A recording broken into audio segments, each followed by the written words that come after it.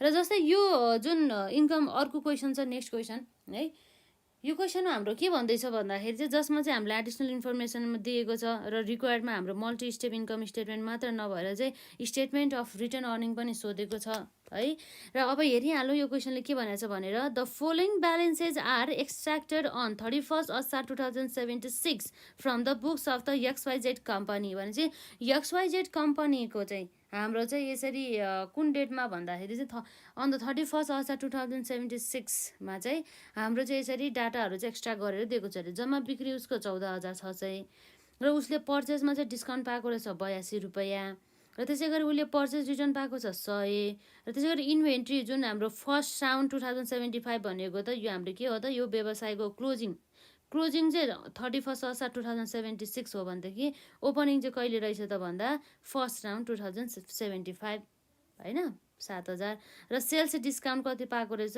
कति दिएको रहेछ भन्दा 44 रुपियाँ सेल्स रिटर्न कति रहेछ 20 र पर्चेज हाम्रो कति रहेछ 6,000 र मिसलेनियस सेलिङ एक्सपेन्सेसहरू चाहिँ कति रहेछ 2650 र त्यसै गरी मिसलेनियस एडमिनिस्ट्रेटिभ एक्सपेन्सेस कति रहेछ 1150 र डिभिडेन्ड पेड गरेको रहेछ हाम्रो कति 2,000 र क्यास हाम्रो कति रहेछ 19,663 र त्यसै गरी हाम्रो अकाउन्ट्स रिसिभेबल कति रहेछ 1,880 र अकाउन्ट्स पेएबल कति छ 700 र क्यापिटल हाम्रो कति छ पुँजी भनेको 10,000 र क्यारेज इनवार्ड भने चाहिँ 75 रुपियाँ रहेछ भनेदेखि रिटर्न अर्निङ जुन चाहिँ हाम्रो फर्स्ट राउन्ड 2075 द्याट मिन्स के हो त भन्दा ओपनिङ डेट 15,000 र एडिसनल इन्फर्मेसनमा चाहिँ इन्डिङ इन्भेन्ट्री भने मतलब कुन डेटको भन्दा 31 असार 2076 को चाहिँ 8,000 रहेछ जसको आधारमा चाहिँ हामीले मल्टी स्टेप इन्कम स्टेटमेन्ट बनाउनु पर्ने भयो र त्यसै गरी अर्को चाहिँ हाम्रो के सोधेको छ भन्दा यहाँ स्टेटमेन्ट अफ रिटर्न अर्निङ है त स्टेटमेन्ट अफ के हो त यो रिटर्न अर्निङ पनि सोधेको छ अब हामी चाहिँ यसको चाहिँ सल्युसन गरिहालौँ खासै केही पनि गाह्रो छैन हामीलाई सरसर दिएको छ र यसमा चाहिँ जस्ट एउटा के भिन्नता छ भन्दाखेरि चाहिँ अरू बेला हामीलाई क्वेसनले कस्ट अफ गुड्स सोल्स दिन्थ्यो तर यसमा हामीलाई चाहिँ पर्चेजहरू दिएको छ होइन त्यसै गरी अब हाम्रो पर्चेसमा कति डिस्काउन्ट पायो त्यसै गरी हाम्रो ढुवानी खर्च कति लाग्यो पर्चेस गर्दाखेरि होइन त्यो कुराहरू दिएको छ जसको आधारमा चाहिँ हामीले के निकाल्नु पर्ने भयो भन्दा कस्ट अफ गुड्स सोल्स चाहिँ निकाल्नु पर्ने भयो है हामीले पहिला नै क्लासहरूमा चाहिँ कस्ट अफ गुड्स सोल्स चाहिँ कसरी निकाल्ने भनेर हामीले हेरिसकेका चाहिँ थियौँ है त त्यो कुराहरू भयो र अब चाहिँ हामी चाहिँ यहाँ बिस्तारै नै के हेर्न जाँदैछौँ भन्दाखेरि चाहिँ यो क्वेसन चाहिँ गर्न जाँदैछौँ ल स्टार्ट गरौँ है त र अब जस्तै हेरिहालौँ यो जुन क्वेसन्सले अब हामीलाई के भनेको छ भनेर सल्युसनमा र हाम्रो कम्पनीको नाम के थियो त XYZ कम्पनी है त XYZ कम्पनी र XYZ कम्पनीको हामी यहाँ के बनाउँदैछौँ भन्दा मल्टी स्टेप अनुसार हाम्रो के भयो त इन्कम स्टेटमेन्ट है र अब यो हाम्रो पिरियड भनेको थियो फर द इयर इन्डेड 31 कति हो त असार 2076 भनिसकेपछि अब यहाँ आउँछ हाम्रो पार्टिकुलर्स अमाउन्ट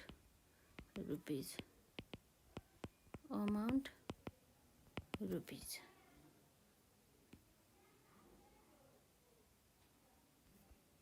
सँगसँगै गर्दै गर्नु होला हजुरले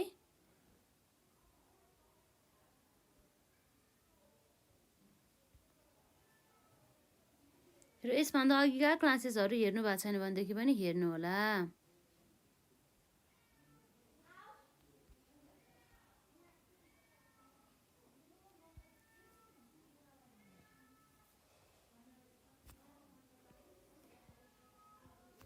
यसरी चाहिँ हामीले यहाँ हेर्न सक्छौँ जस्तै सुरुमा अब हाम्रो के हुन्छ त भन्दाखेरि यहाँ आउने भनेको त्यही हो सेल्स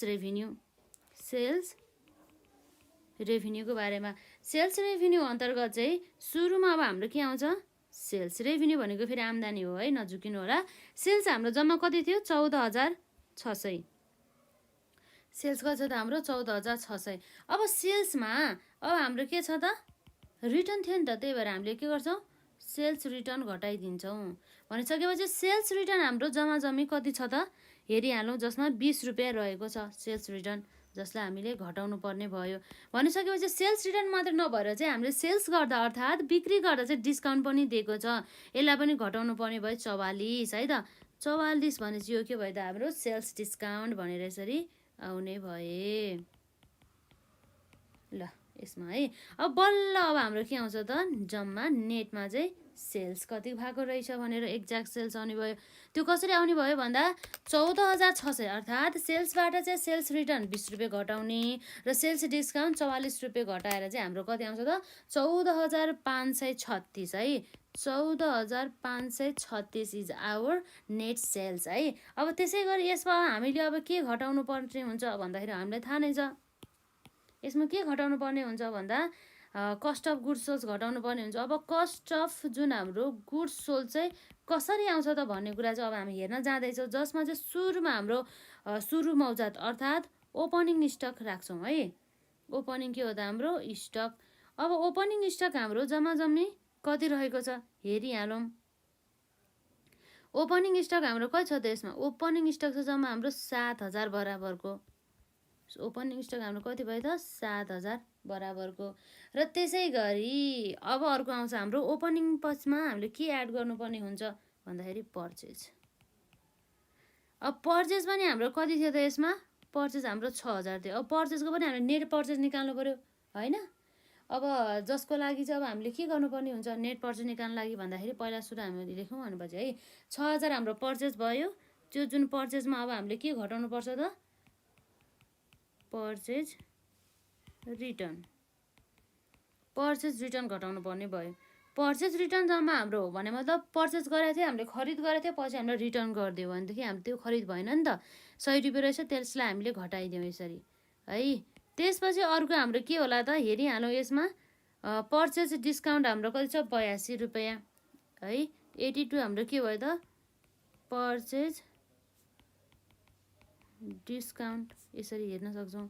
अब 6,000 माइनस 100 माइनस 82 अर्थात् यसको मतलब के भयो भन्दा जम्मा खरिदबाट चाहिँ हामीले पर्चेज फिर्ता गरेको पर्चेज रिटर्नलाई घटायौँ र त्यसै गरी पर्चेज डिस्काउन्टलाई घटायो। त्यसपछि हाम्रो के आउँछ त नेट पर्चेज आउँछ भने मतलब 5,818 यो भने मतलब नेट पर्चेज है यो 5,818 यो भयो है। यसपछि अब यसमा अब हाम्रो अरू के खर्च छ भन्दा हाम्रो यो क्यारेज इनवर्ड खर्च भने मतलब 75 रुपियाँ, यो पनि हाम्रो यसैमा आउने भयो।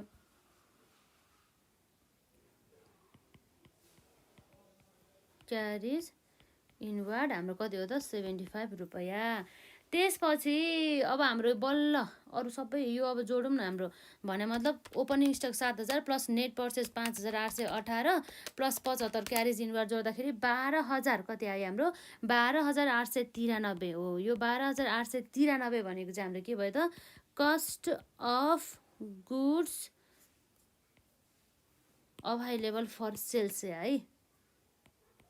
अभाइलेबल फर के हो त हाम्रो सेल्स भन्ने कुरा भयो। र लेस अब हाम्रो के हुन्छ यसमा लेस हाम्रो क्लोजिङ स्टक। क्लोजिङ स्टक भने चाहिँ हाम्रो कति छ यसमा जम्मा जम्मी क्लोजिङ स्टक 8,000 रहेको छ। यसको अब हामीले 8,000 लाई घटाइदिइहालौँ है। अब closing stock cost of goods sold available for सेल्सबाट क्लोजिङ स्टक घटाइसकेपछि अब बल्ल हाम्रो के आउँछ त यसमा कस्ट अफ गुड्स सोल्स आउने भयो। भनेपछि कति आउँछ भन्दा 12,893 माइनस 8,000 गर्दा जम्मा जम्मी हाम्रो 4,893 भनेको के हो त कस्ट अफ गुड्स सोल्स भनेर बल्ल यो आएको छ है। त्यो कुराहरू भयो। अब यसपछि हाम्रो नेट सेल्स 14,536 बाट हाम्रो कस्ट अफ गुड्स सोल्स 4,893 घटाउँदाखेरि हाम्रो कति आउँछ त्यसमा 9,643 यो भनेको हाम्रो के हो त ग्रस प्रफिट हो भन्ने कुरा भयो। र लेस अर्को हाम्रो के छ त अब बल्ल हाम्रो आउँछ अपरेटिङ एक्सपेन्सेस। जम्मा हाम्रो अपरेटिङ एक्सपेन्सेसमा पनि अब हाम्रो के आउँछ त सुरुमा जेनरल एन्ड एडमिनिस्ट्रेटिभ एक्सपेन्सेस चाहिँ आउने गर्दछ। हाम्रो जुन अफिससँग रिलेटेड भएका खर्चहरू भने मतलब प्रशासनिक खर्चहरू है। एउटै टर्महरु चाहिँ किन दोहोऱ्याइ भनिरहेको छ भन्दाखेरि हजुरहरूलाई चाहिँ त्यसको बारेमा चाहिँ जानकारी चाहिँ होस् भन्ने उद्देश्यले है। यो के भयो त हाम्रो जेनरल एन्ड एडमिनिस्ट्रेटिभ हाम्रो के हो त expenses. General and administrative expenses अन्तर्गत हामीलाई जम्मा क्वेसनले यो दिएको छ मिसलेनियस एडमिनिस्ट्रेटिभ एक्सपेन्सेस भनेर 1150 त्यो मात्रै रहेको छ। त्यसपछि हाम्रो कति आउँछ हेरौँ है त 1150 नै हो। यो भनेको के भयो त हाम्रो मिसलेनियस है त मिसलेनियस एडमिनिस्ट्रेटिभ एक्सपेन्सेस। यो भनेको नै हाम्रो के हो त total general and administrative expenses है त। कति छ हाम्रो जम्मा त्यही हो हाम्रो 1150 जसलाई हामीले ए भनेर डिनोट गरौँ है। त्यसपछि अर्को आउँछ हामीलाई थाहा नै छ त्यो भनेको selling and the distribution expenses हुन्छ। सेलिङ एन्ड डिस्ट्रिब्युसन है। सेलिङ एन्ड द डिस्ट्रिब्युसन एक्सपेन्सेसको हेडिङ अन्तर्गत हाम्रो क्वेसनले के गरेको छ भन्दाखेरि डाइरेक्टली चाहिँ हामीलाई यसरी मिसलेनियस सेलिङ एक्सपेन्सेस भनेर 2650 दिएको छ है। यो जुन हाम्रो 2650 भनेको के भयो त मिसलेनियस हाम्रो के भयो त्यो सेलिङ एक्सपेन्सेस। यसरी चाहिँ हामीले हेर्न सक्यौं। यो कुराहरू भयो है। अब यसरी हाम्रो के आयो त total selling and distribution expenses जम्मा 2600 के छ हाम्रो 50 जसलाई हामीले बी ले डिनोट गरौँ। अब हाम्रो ए प्लस बी गरेर हाम्रो के भन्नुभयो त टोटल अपरेटिङ है त। टोटल अपरेटिङ एक्सपेन्सेस चाहिँ यसरी आउँछ हाम्रो यसमा। टोटल अपरेटिङ एक्सपेन्सेस भने चाहिँ कति भयो त यसमा 2650 प्लस 1150 गर्दाखेरि भने मतलब यो ए प्लस यो हाम्रो बी गर्दाखेरि जम्मा कति आयो 3880। सरी हाम्रो 3000 मैले 0 जस्तो देखेको छु है 8 लाई पनि 3800 चाहिँ आयो है। यो भनेको हाम्रो टोटल अपरेटिङ एक्सपेन्सेस भयो। र टोटल अपरेटिङ एक्सपेन्सेसलाई अब हामीले के गर्नुपर्ने हुन्छ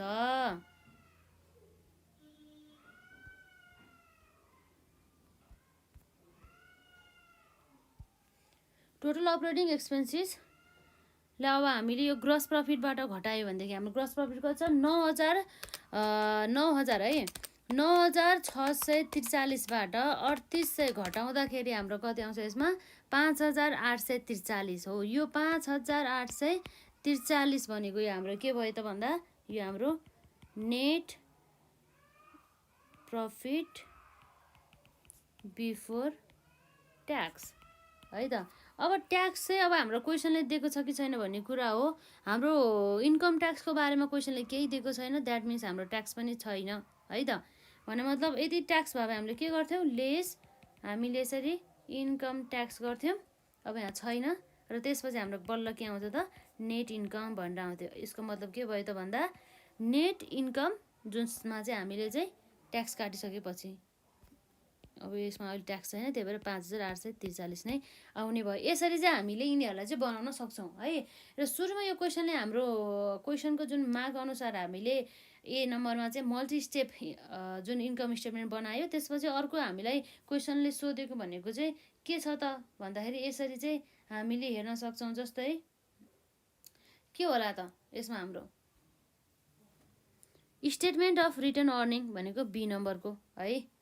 भनेपछि अब हाम्रो लास्टमा एउटा हाम्रो के बाँकी भयो त स्टेटमेन्ट जुन हाम्रो कम्पनीको नाम के छ त्यसमा XYZ कम्पनी भनेर है त कम्पनी भनेर यो हाम्रो के भयो त स्टेटमेन्ट अफ रिटेन अर्निङ्स जुन चाहिँ हाम्रो के भयो फर द इयर इन्डेड कति छ 31 असाढ 2076 है। र अब हाम्रो यसमा आउँछ पार्टिकुलर्स अथवा हामीले आइटम्सहरू लेखे पनि भइहाल्यो। पार्टिकुलर्स अमाउन्ट जसलाई हामी रुपिस पनि भन्न सक्छौँ, यो पनि के भयो त अमाउन्ट जसलाई हामीले रुपिस पनि भन्न सक्छौँ। यसरी चाहिँ हामीले यो हेर्यौँ। अल्छी नमाग्निकन सँगसँगै गर्नु होला है, प्र्याक्टिस गर्नु होला।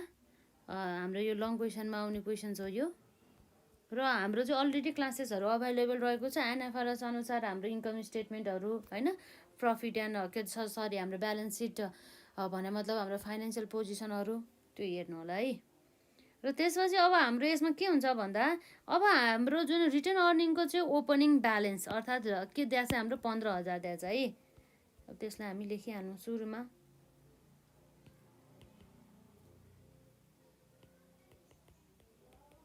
बिगिनिङ ब्यालेन्स अफ के हो त हाम्रो रिटेन अर्निङ्स।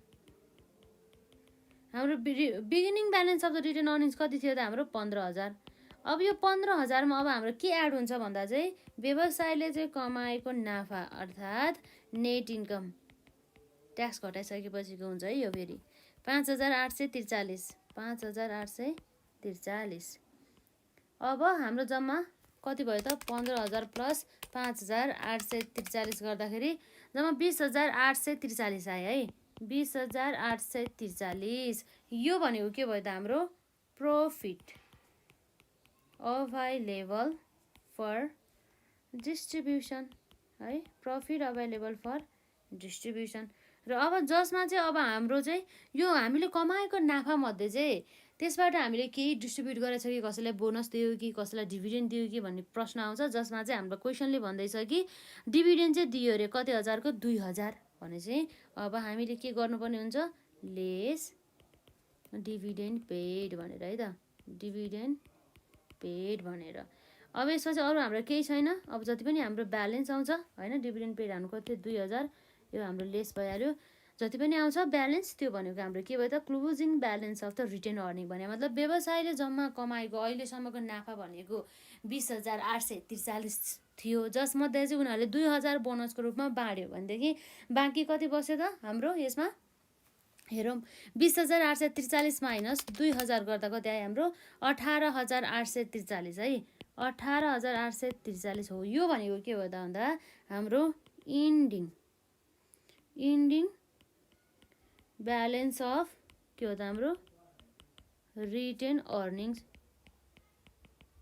यसरी है त। अब ह्यान्डराइटिङ चाहिँ अलि नराम्रो नै छ, हजुरहरूले बुझ्नसम्म त सकिन्छ होला होइन।